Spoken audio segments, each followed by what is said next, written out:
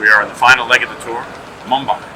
Good evening, and welcome to the final lecture of the 12th edition of the TNQ Distinguished Lectures in the Life Sciences.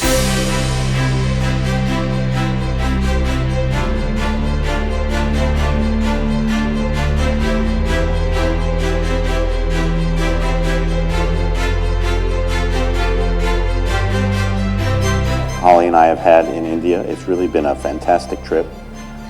We've met so many energetic students and faculty and really gotten sort of a vibe for all the excitement that's going on in research in India.